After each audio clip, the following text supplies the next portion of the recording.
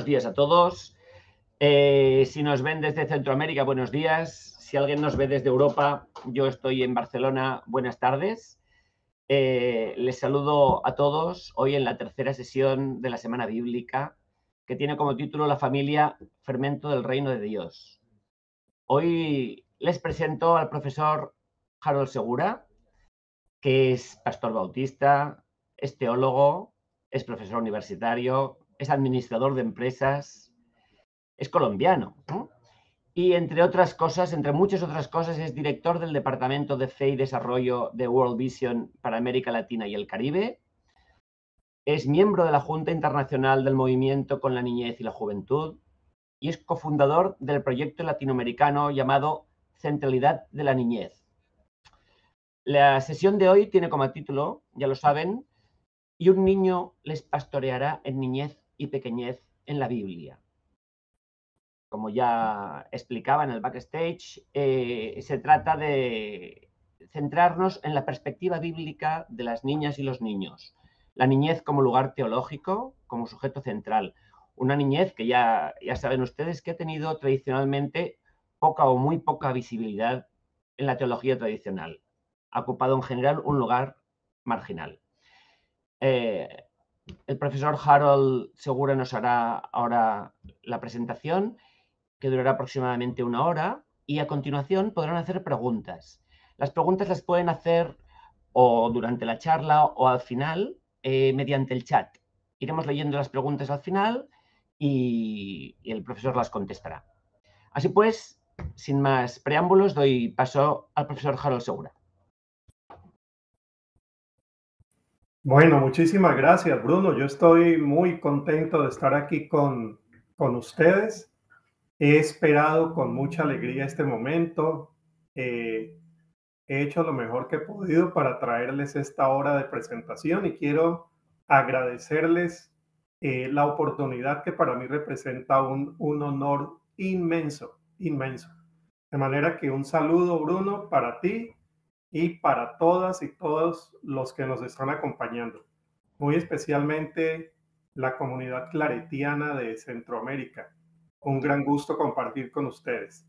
Permítanme, voy a subir la presentación que me va a orientar y debo decirles que si quieren tomar notas, bueno, tomen notas sobre todo de preguntas, inquietudes, complementos, porque de lo que yo voy a decir, voy a dejar la presentación y va a quedar a disposición de todos y todas, con el mayor gusto.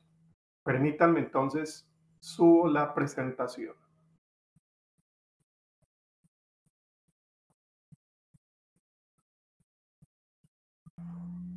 Ahí estamos bien, Bruno. Sí, perfecto, perfecto. Bueno, y un niño los pastoreará, niñez y pequeñez en la Biblia. Como bien me presentó y amablemente lo hizo Bruno, yo soy pastor bautista. Y como vamos a hablar de niñez y vamos a hablar en ambiente ecuménico, permítanme contarles algo de mi niñez, muy, muy brevemente. Ese soy yo, creo que al año y medio o 2 años. Y quiero referirme a mi infancia, además de que es el tema de hoy, niñez, porque de los mejores recuerdos que yo tengo en mi infancia fue mi infancia como niño católico. Yo fui católico hasta los 18 años. Entonces, además de ser católico, miren lo simpático. Muchos de mis juegos, a lo que yo jugaba, era a ser sacerdote. Les hubiera conocido, seguramente hubiera querido ser claretiano. Mi abuela tenía una cafetería frente a la casa nuestra. Ella usaba copas, yo no sé qué vendía en las copas, pero ella decía que eso me podía servir como cáliz. Mi mamá, recuerdo muy bien, tomó un mantel de mesa. Sobre eso me hizo un supuesto vestido de sacerdote y más o menos a los 5, 6, 7 años yo me sabía gran parte de la misa de memoria.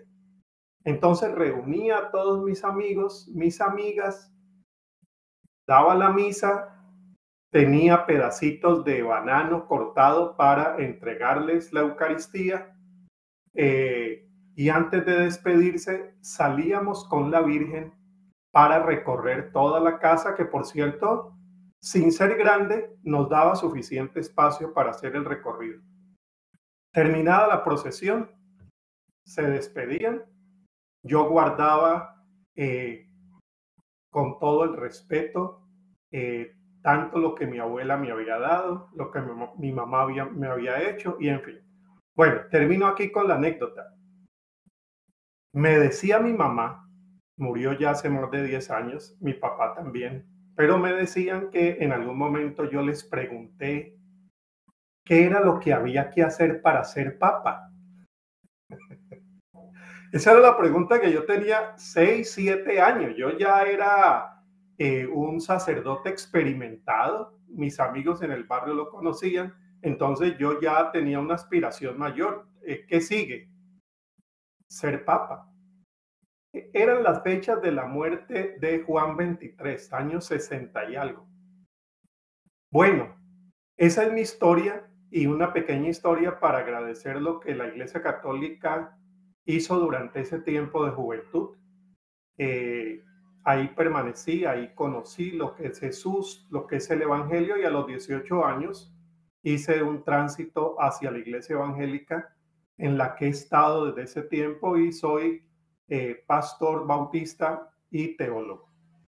El niño que quería ser papa, y si me permiten, combino eso con esta figura. El papa que quiere ser niño. Yo tuve la oportunidad de conocer al cardenal Bergoglio. Bueno, no fui papa, pero conocí 2 papas. Miren que cuando en Aparecida, en la conferencia de Aparecida, me dieron el gran privilegio de ser uno de los observadores no católicos. Ahí estaba el cardenal Bergoglio, que era el presidente del comité editorial del documento final. Y el primer día, los primeros días, estuvo Benedicto XVI. Estuvo hasta la inauguración de la asamblea. Tengo mucho cariño por el Papa Francisco. La amabilidad con la que él nos trató durante Aparecida. Y yo leyendo sus textos, escuchando sus homilías, sobre todo sintonizándome con sus sueños, me doy cuenta que este es un papa que quiere ser niño. Miren algunas declaraciones para que vamos entrando en la sintonía del tema. Es curioso, dijo en el 2015, Dios no tiene dificultad para hacerse entender por los niños y los niños no tienen problemas para comprender a Dios. En marzo del 2015, en esa misma audiencia general dijo, los niños son en sí mismos una riqueza para la humanidad y también para la iglesia, porque nos llaman constantemente a la condición necesaria para entrar en el reino de Dios, aquella que no consideramos autosuficientes, sino necesitados de ayuda, de amor, de don. Y en el discurso a los participantes en la plenaria del Consejo Pontificio en el 2013 había dicho, me gusta mucho esta frase, una sociedad que abandona a los niños y que margina a los ancianos, corta sus raíces y oscurece su futuro.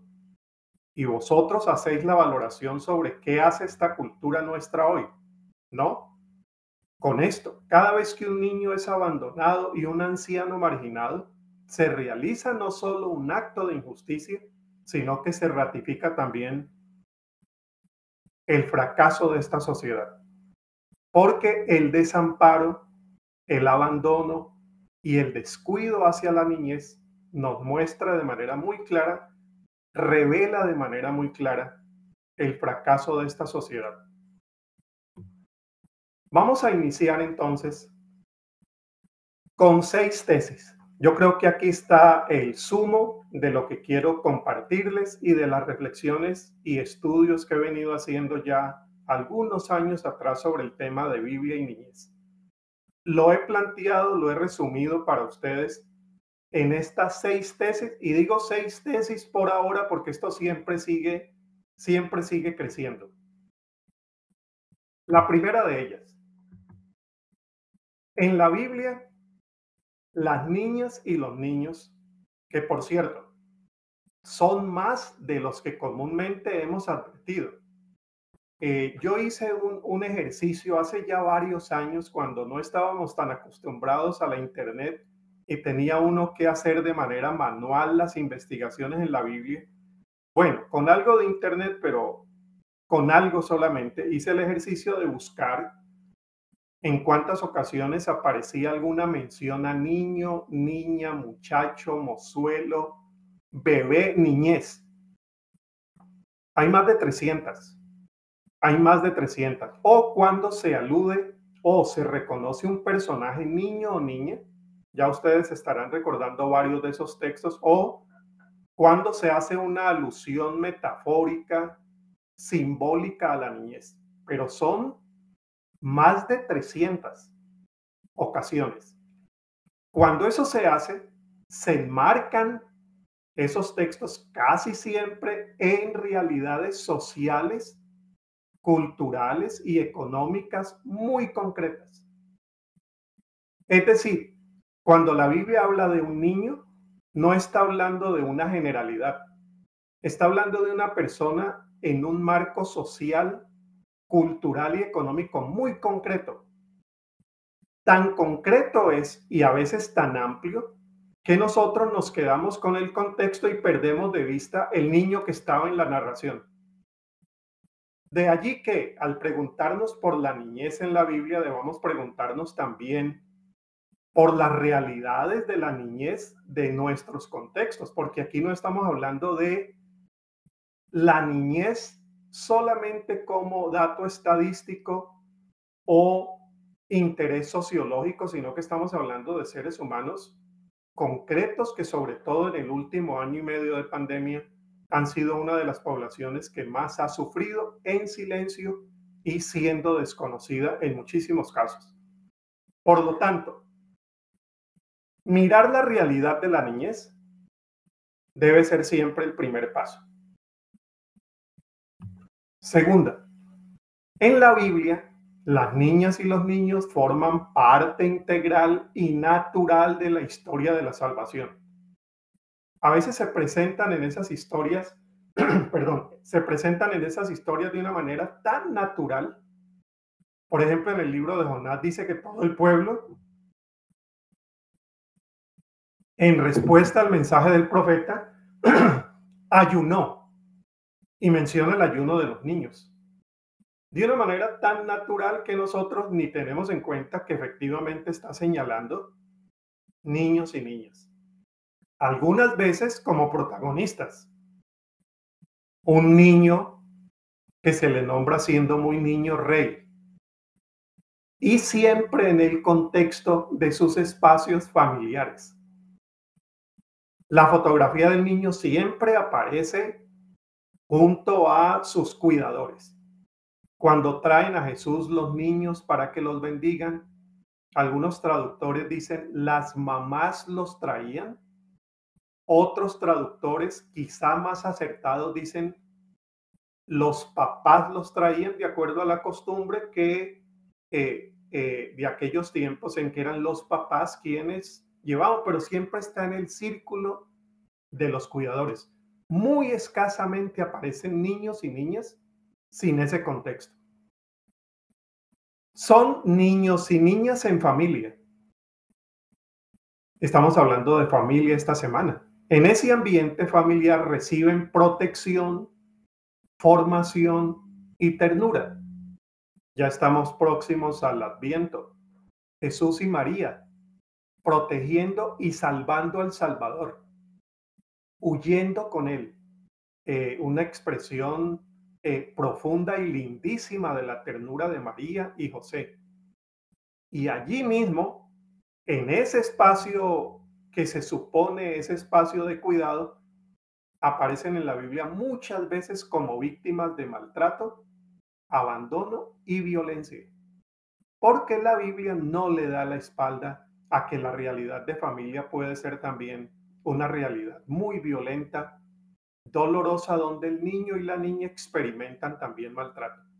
Por eso aparecen muchos abusos en el contexto de familia. Y el primer asesinato en la Biblia aparece en el contexto de la familia también. Tercera, en la Biblia las niñas y los niños revelan y expresan de qué manera el Dios de la vida se acerca y reacciona ante las múltiples expresiones de la muerte. Es una figura muy querida en la Biblia para mostrarnos cómo es el Dios de la vida. Ya en los evangelios se va a presentar el niño como metáfora del reino de Dios y presencia sacramental del mismo Cristo. Si ustedes los acogen, me están acogiendo. Y ahí tenemos un eco también de Mateo 25. Cuando me visteis así, si me hicisteis algo, me lo estabas haciendo a mí mismo. De esa manera, como a través de la niñez, es de esa manera como a través de la niñez nos muestra su rostro de amor compasivo y tierno. Es una de las figuras que se utiliza para mostrarnos los diferentes rostros de Dios que en algunas ocasiones han sido rostros ocultados por nuestras lecturas patriarcales y adultocéntricas. Hacer ese ejercicio de ir por los textos bíblicos tratando de encontrar cómo se nos muestra Dios en esos textos es algo conmovedor. Ese texto de Isaías, por ejemplo, donde Dios aparece como una mamá de senos muy grandes alimentando a Israel, que es su bebé, sencillamente hermosa.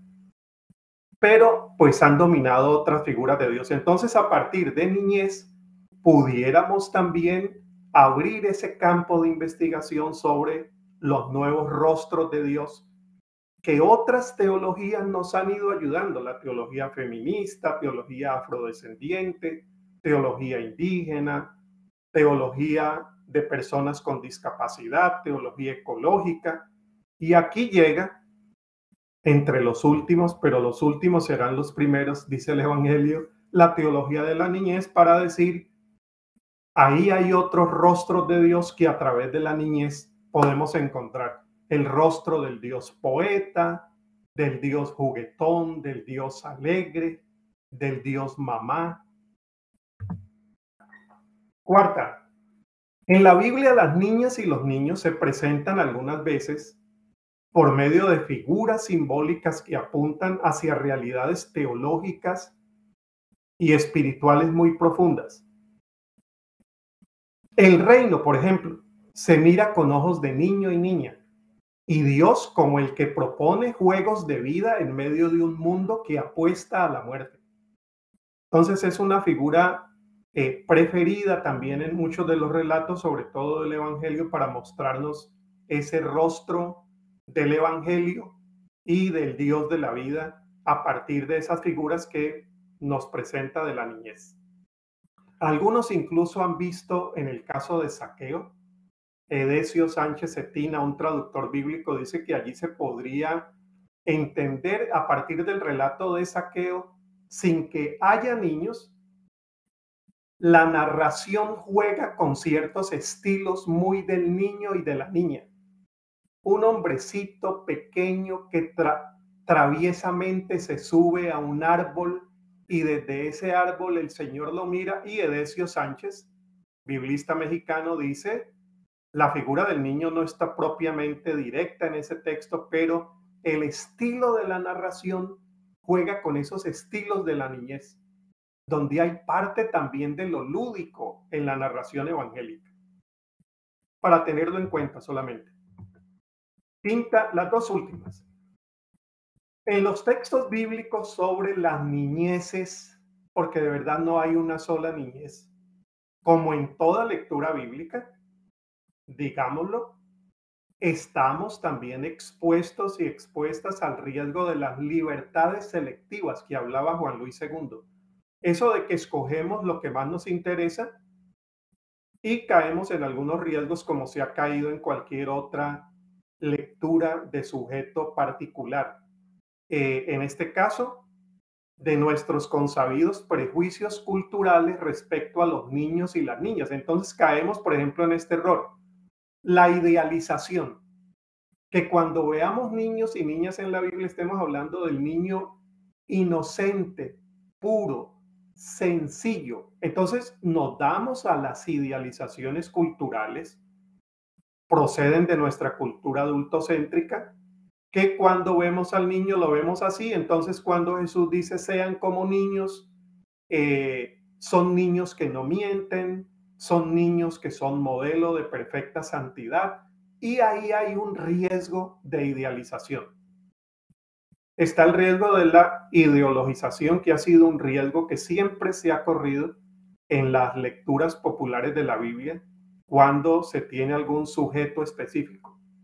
La Universidad Nacional de Costa Rica, donde ahora tengo el privilegio de enseñar, una de las estudiantes de maestría ha hecho una investigación que está a disposición en línea sobre la revista Ribla, la revista de interpretación bíblica latinoamericana, y Vida y Pensamiento.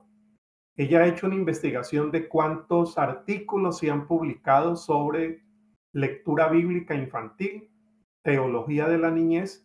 Ha hecho, me parece a mí, una excelente evaluación de todos estos años de publicación, y ella precisamente hace una crítica, incluso a la lectura de Decio Sánchez, diciendo, allí hay también una forma de idealización y, por qué no decirlo, de ideologización.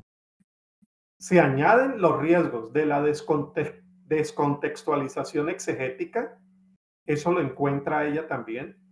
En muchos casos no se tiene en cuenta el contexto original y el uso de categorías binarias. Esto para mí es una advertencia. O ponemos pobre a rico, negro a blanco, indígena a urbano, hombre a mujer, niño a adulto. Cuando el Evangelio, en verdad, aunque puede señalar esas categorías, está hablando de vida plena para todos y para todas. Entonces, ella muy bien, ella es de apellido Ávila, señala muy bien esto. Yo quizá en el chat voy a ponerles esa investigación que ella ha hecho. Es un texto, por cierto, muy corto, pero donde se hace esa evaluación que puede interesarles. Termino. Al leer los textos bíblicos acerca de la niñez y los niños marginados, nos encontramos con las opciones preferenciales de Dios. Y aquí voy a decir, no tanto de la niñez, aunque muchas veces sí, sino de la pequeñez, de manera particular en el Segundo Testamento. En la niñez se apunta a la pequeñez, y a veces esos dos términos en griego, brefos y mikros, aparecen en un mismo texto, como es el caso de Mateo 18. Está hablando a veces del niño y pasa inmediatamente a hablar de lo pequeño, como si el niño y la niña fueran la representación de las vulnerabilidades del contexto y de los sectores por los cuales Jesús opta de manera preferencial: viudas, huérfanos, mujeres en general, enfermos, paganos, pecadores, niños y niñas. Entonces, por eso lo de niñez y pequeñez. Entonces, en la niñez se apunta a esa pequeñez. Dicho sea de paso que esa niñez fue marginada aún por las teologías que nos enseñaron sobre la pequeñez. Este es un reclamo que hacemos en América Latina a las teologías latinoamericanas. Las teologías latinoamericanas, cuando hablaron del pobre, no hablaron del niño pobre, no hubo mucha preocupación. Incluso tenemos los diálogos con la teología feminista. ¿Dónde quedó la niña? La teología indígena. Se habló de manera particular y se reconoció la urgencia social de la niñez indígena. En Cuba hay un centro de producción sobre teología de personas con discapacidad. Estuve en La Habana hace unos 3 años y yo comentaba con ellos si efectivamente el niño y la niña con discapacidad tienen lugar dentro de esa lectura bíblica de discapacidad. Entonces, dicho sea de paso, esa niñez también fue marginada por el tratamiento que dieron las teologías de las otras pequeñeces. Dato para tener en cuenta. Niñez y pandemia. Esto no lo voy a desarrollar, siendo que voy a dejar la presentación para ustedes. Sencillamente señalo que si partimos de la realidad, tenemos que tener en cuenta que en la pandemia, una de las realidades más crudas, pero al mismo tiempo silenciadas, ha sido la de la niñez. Inicialmente, cuando nos sorprendimos con las noticias de la pandemia, se decía que los niños y las niñas no estaban implicadas porque no se contagiaban. Después dijeron, ni se contagian, algunos podrían contagiarse, pero no contagian. Entonces, en ese primer discurso que hubo sobre la niñez, se fue quedando por fuera o se fue entendiendo que la pandemia no tenía que ver con la niñez. La pandemia era un asunto de personas mayores, adultos, ancianos. Sin embargo, las organizaciones internacionales, después de este año y medio, tienen datos como este. Entre 88 y 115 millones de personas quedaron en la pobreza durante el 20. Cerca del 50% de esta población, de los nuevos pobres, son niños, niñas y adolescentes. En América Latina, los organismos interesados en los temas sociales nos acaban de decir que América Latina acaba de retroceder una década en materia de desarrollo social. Lo poco o mucho que se había avanzado en temas de miseria, pobreza, en desigualdad, no habíamos avanzado mucho, pues hemos retrocedido 10 años. ¿Y cuál es una de las poblaciones más afectadas? La niñez, pero no siempre aparece en el registro. UNICEF, la Organización de las Naciones Unidas para la Alimentación y la Agricultura y otros más, aseguran que si bien en términos médicos la población no era considerada grupo de alto riesgo, pues los impactos que está teniendo la pandemia son muy significativos para la niñez, principalmente para niños y niñas que antes de la crisis ya se encontraban en situación de vulnerabilidad debido a la pobreza. Ha aumentado la violencia intrafamiliar de manera alarmante durante este último año y medio. El tema de efectos sobre la salud mental es algo que también acaban de reportar los organismos, precisamente el 10 de octubre, que fue el Día de la Salud Mental, el Día Mundial de la Salud Mental, había estadísticas mostrando cómo la salud mental de niños y niñas estaba siendo enormemente afectada. Dejo esos datos y voy solamente a terminar esta breve lectura de la realidad con el tema de huérfanos y huérfanas. La crisis provocada por la COVID dejará muchos legados no deseados. El mundo ha estado siguiendo de cerca el número de muertes por la COVID y los recuentos oficiales ahora se elevan a más de 4 millones de personas fallecidas. Los niños que han quedado atrás son prácticamente invisibles. Y los temas de huérfanos y huérfanas, el número es alarmante. La estadística mundial de niños y niñas huérfanos señala que entre los países más afectados en todo el mundo está Perú, México y Brasil. Bueno, una lectura sobre la niñez tiene que comenzar por de qué niñez estamos hablando y cuál es la situación que esa niñez, en el caso latinoamericano, está viviendo. Y dejo solamente aquí estas notas para que ustedes las puedan revisar un poco mejor. Los cálculos señalan que a fines de junio del 2021, casi 2 millones de niños menores de 18 años habían perdido a su madre, su padre, su abuelo, su abuela, un cuidador. Datos para tener en cuenta y que podría uno ampliar con otras realidades sociales también. Hacemos una pausa con Eduardo Galeano. El derecho a la niñez. Día tras día se niega a los niños el derecho de ser niños. Los hechos que se burlan de ese derecho imparten sus enseñanzas en la vida cotidiana. El mundo trata a los niños ricos como si fuera dinero, para que se acostumbren a actuar como el dinero actúa. El mundo trata a los niños pobres como si fueran basura, para que se conviertan en basura. Y a los del medio, a los niños que no son ni ricos ni pobres, los tienen atados a las patas del televisor para que desde temprano acepten como destino la vida prisionera.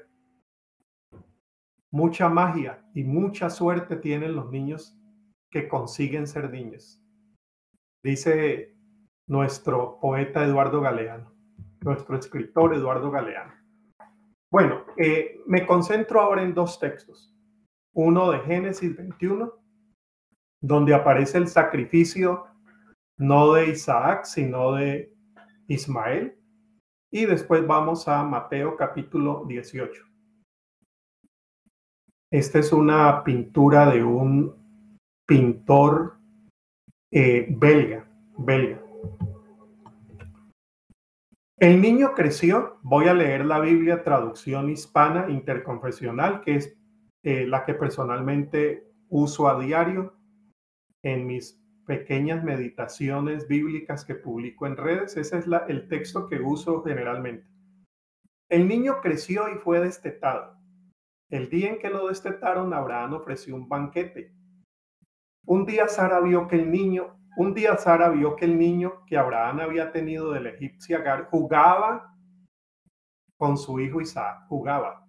Dijo entonces Abraham: echa de aquí a esa esclava y a su hijo, porque el hijo de esa esclava no va a compartir la herencia con mi hijo Isaac.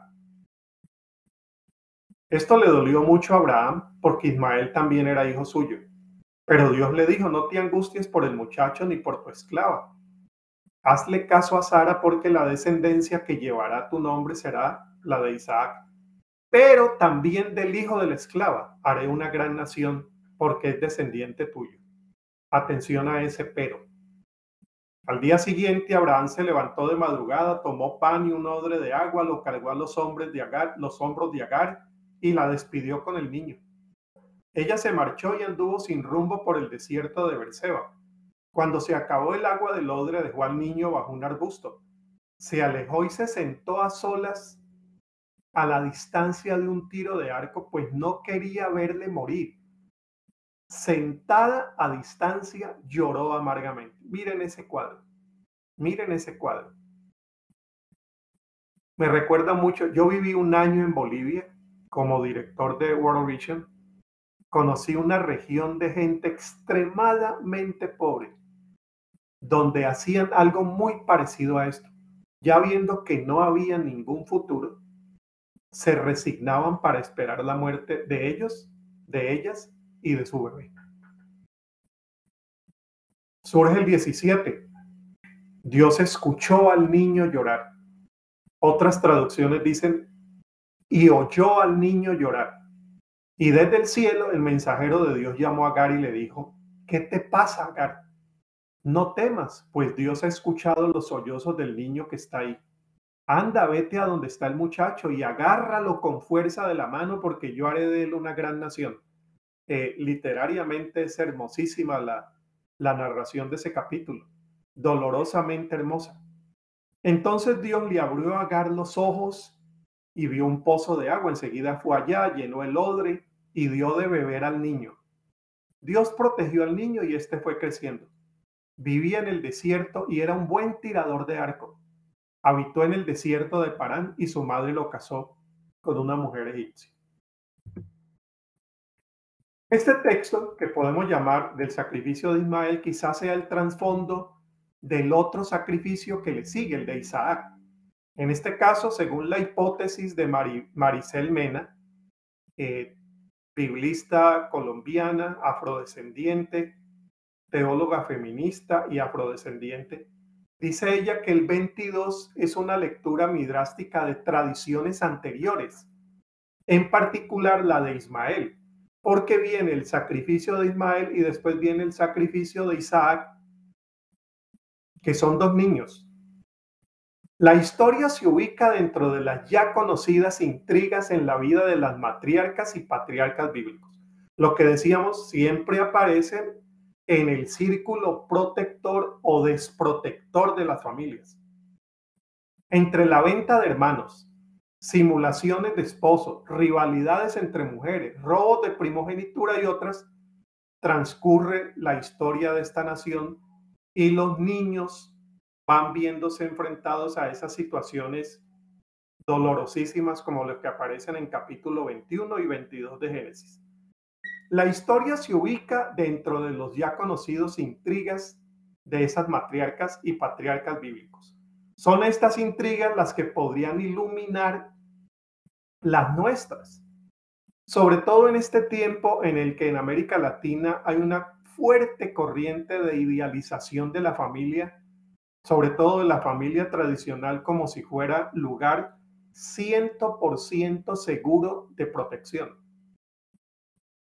En Perú, Bolivia, Ecuador y Colombia, una organización evangélica llamada Paz y Esperanza hizo una investigación que se llama Puertas Adentro.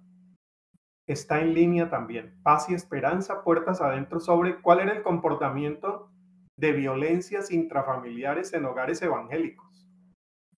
Como para comprobar si lo que se estaba diciendo era tan real como se predicaba, que en el hogar evangélico no había las violencias que había en los hogares católicos. Bueno, la investigación nos ha ayudado mucho. Se da dentro del seno de hogares evangélicos igual o más violencia que en los hogares que no lo son.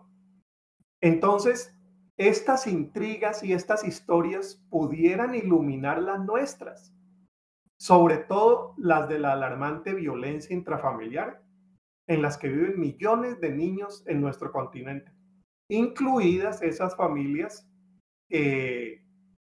tradicionales y cristianas. Uso el término cristiano como católico, evangélico y otros.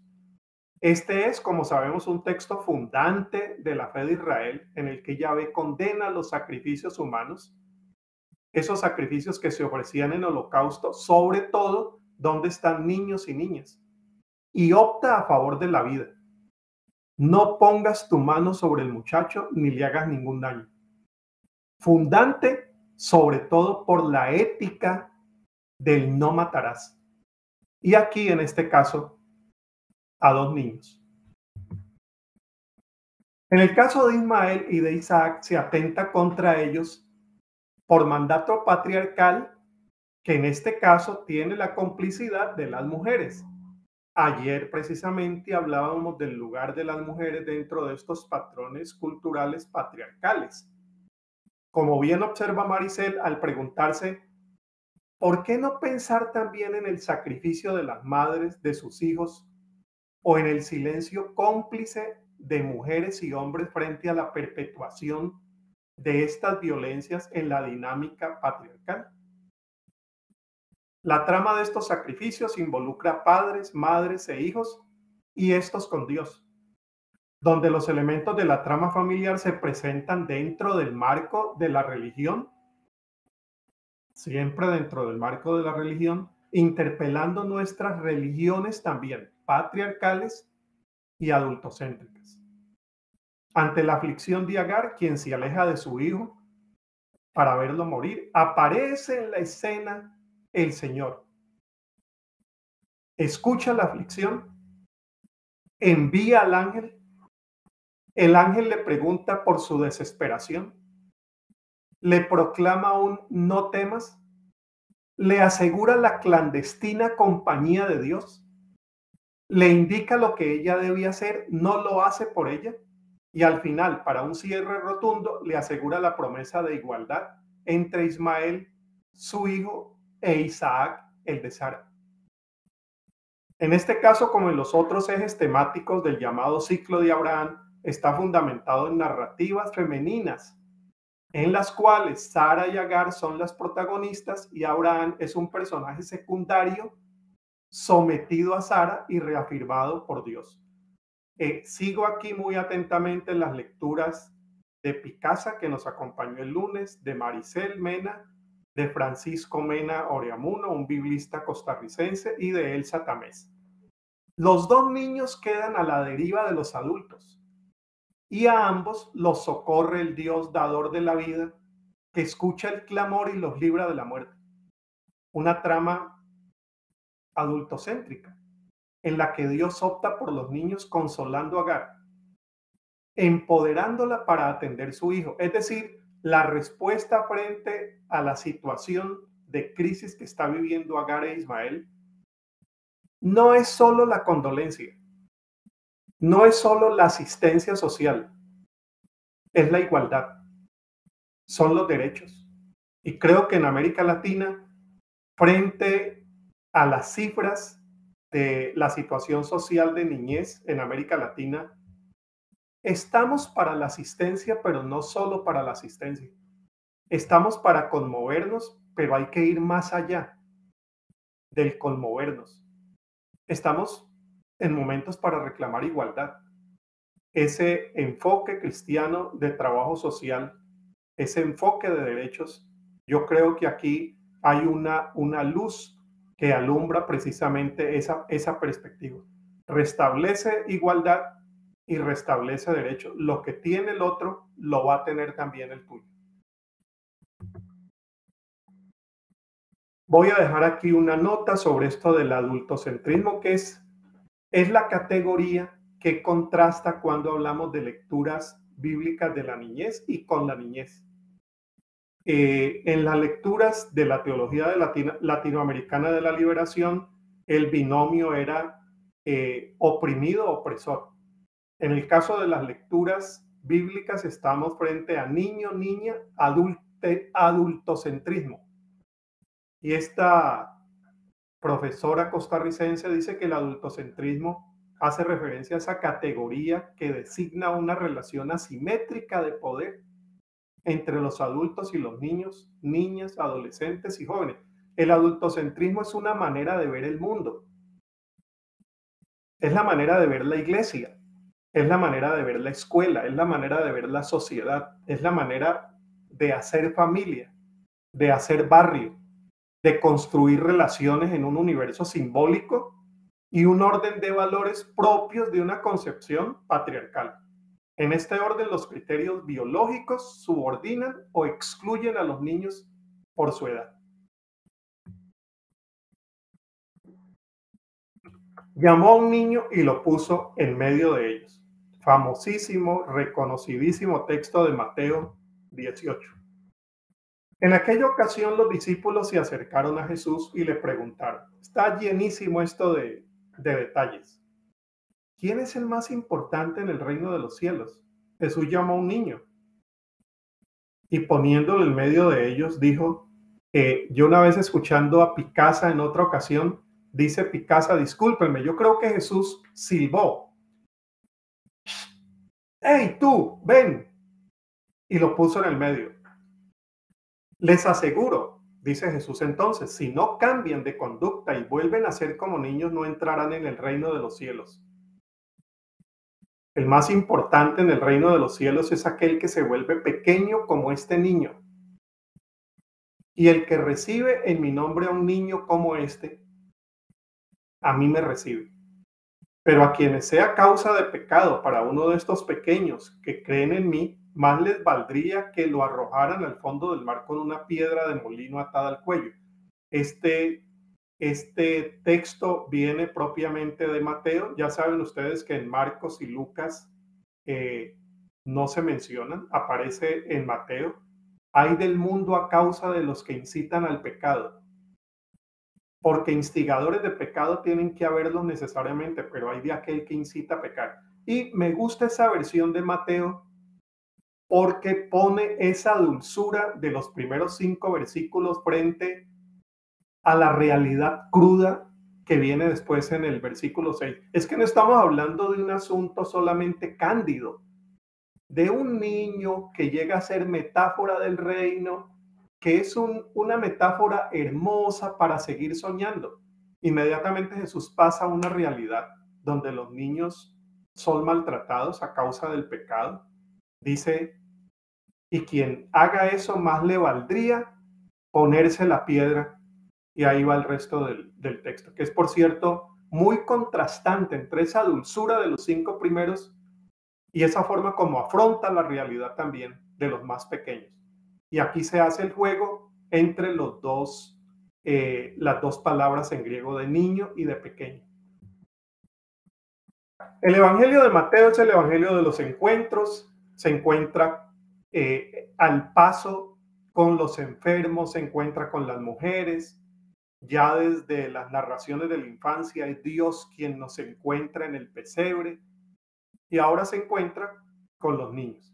Forma parte entonces de ese recorrido de encuentros que va teniendo Jesús. A partir del 3, los encuentros de Jesús transcurren con esa naturalidad con la que transcurre también este capítulo 18. El texto se ubica en el contexto de una discusión acerca del poder. Los protagonistas en este caso no son los insidiosos fariseos, que lo son y mucho en Mateo. Lo son y mucho en Mateo. No, aquí son los discípulos de Jesús. Ellos se acercan a él para preguntarle quién es el más importante en el reino de los cielos. La ambición de parte de los seguidores de Jesús es para nosotros muy conocida en los evangelios. Ellos eran ciudadanos judíos, galileos, con vasta experiencia en asuntos del poder. 3 de sus discípulos habían sido escogidos para la transfiguración y ahora viene la discusión si esos 3 van a ser los 3 de siempre o hay oportunidad para otros también. En Marcos se repite la discusión acerca de cuál de ellos era el mayor del grupo. Y no se trataba de decir cuál era el mayor en virtudes, que hubiera podido ser una buena discusión. ¿Cuál es el más santo? ¿Cuál es el más cercano a las virtudes del reino? No, aquí estamos hablando de ansias de poder y los evangelistas ponen muy bien ese contexto cuando viene el encuentro con los niños.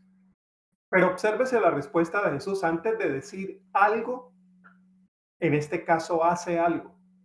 Estamos frente a una parábola actuada de Jesús. Según Marcos, llamó a un niño y lo puso en medio.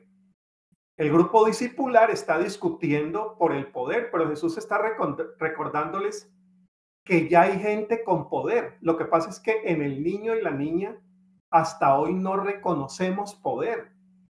Los niños no tienen poder. Incluso cuando tienen algunas expresiones que ponen en jaque nuestras estructuras de poder, no les hacemos caso. Está jugando, muchacho. Lo que dice no es serio. No es importante. Entonces Jesús está diciendo, ¿y para qué ustedes buscando importancia cuando ya hay importantes? Entonces, recupera esa importancia del niño y de la niña. Porque si ustedes se pusieran entonces a la orden de la niñez, estaríamos poniéndonos a la orden de quienes son importantes en esta sociedad. Cosa que los discípulos no captaron. El gesto de Jesús es mucho más que una genialidad pedagógica para una lección.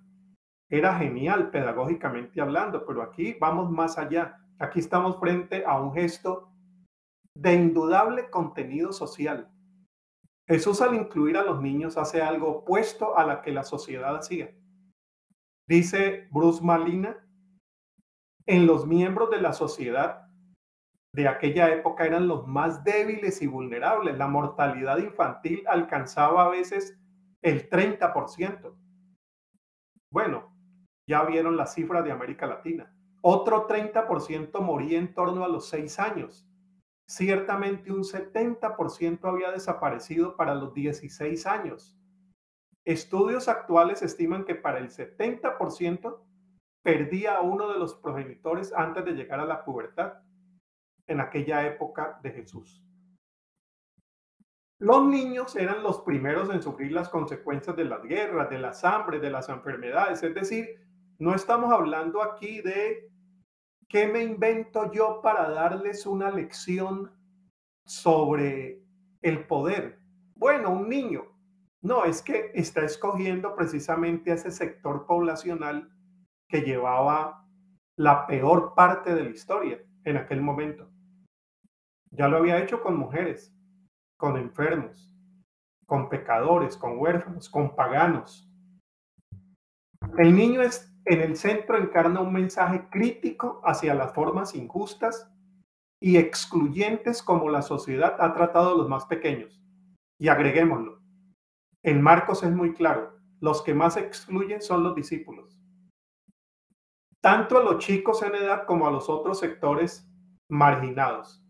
Entonces, la predicación del maestro está precisamente diciendo dónde está la importancia y cuál es el poder que hay que reconocer. Frente al desconocido interés por el poder de parte de los discípulos, Jesús los invita a cambiar. Esto es lo que necesitan. Dejar los manidos hábitos de la cultura del poder y adoptar los bienaventurados valores del servicio desinteresado. ¿Y quién mejor que un niño para ejemplificar el reino? Frente a ese niño, los discípulos son retados a convertirse. La niñez, y aquí encontramos una gran perla, sobre todo de Biblia y niñez en el Nuevo Testamento. La niñez es nuestro camino de conversión, como personas, como familia, como iglesia y como sociedad en general. Es una senda de transformación humana, donde hay que poner el centro de las transformaciones sociales. Bueno, en los que hemos pensado que no tienen poder, porque si nos concentramos en esos pequeños, habrá posibilidades de cambio para todos. Pero esta es una sociedad que no se centra en los pequeños. Por eso el gran lugar de los banqueros, por eso el gran lugar de los grandes empresarios. Por eso se prefiere salvar un banco a salvar toda una aldea de niños y niñas.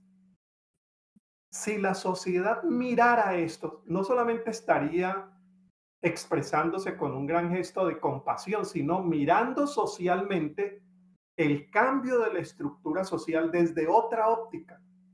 Y si miramos el cambio desde esa otra óptica, tendremos posibilidad mañana para todos. En Panamá, cuando estábamos en los momentos de ser uno de los países con mayor crecimiento económico en América Latina, junto con Dominicana, qué paradoja, yo preguntaba, ¿y cómo ven el desarrollo y cómo ven el crecimiento panameño? Aquí hay amigos y amigas de Panamá y saben esa realidad. No, pues mire los grandes edificios, aquí está el Hotel de Trump, aquí está el mayor número de bancos de toda América Latina concentrado en Ciudad de Panamá, concentrado en Ciudad de Panamá. Bueno, y venía la otra pregunta por los pequeños. ¿Y los Cuna Yala? Los indígenas se han dado cuenta de este desarrollo. Claro, es que no son tenidos en cuenta. Y no tenerlos en cuenta es atraernos la destrucción para todos. Estas sociedades tienen esperanza de salvación en la medida que nos convertimos a la niñez. Y convertirse en la niñez no es volverse solamente más juguetón y tierno, que ya sería suficiente cambio, sino mirar dónde está el centro del cambio y el centro de las grandes transformaciones. Que si miramos a la niñez, estamos pensando en una sociedad mejor para todos y para todas.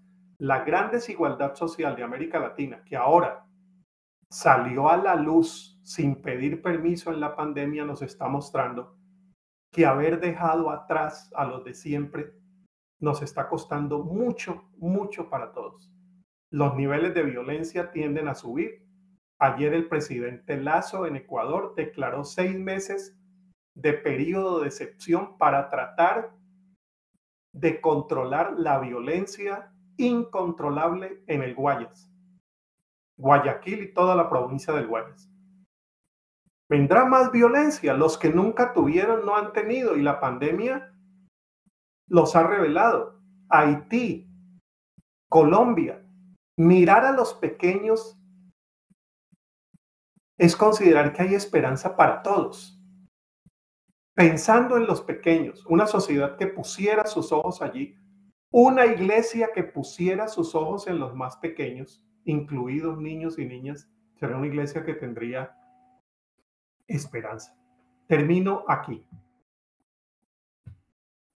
Jorge Aníbal Niño, no podía tener mejor apellido, este poeta de poesía para niños y niñas colombiano. Murió hace ya algunos años. Usted, que es una persona adulta y por lo tanto sensata, madura, razonable, con una gran experiencia y que sabe muchas cosas, ¿qué quiere ser cuando sea niño? La pregunta que hacemos a los niños es ¿qué quieres ser cuando seas adulto? El Evangelio de Jesús nos lanza la pregunta de Jorge Aníbal. ¿Qué iglesia queremos ser cuando seamos iglesia niña? ¿Qué sociedad queremos ser? ¿Qué familias queremos ser cuando miremos a la niñez?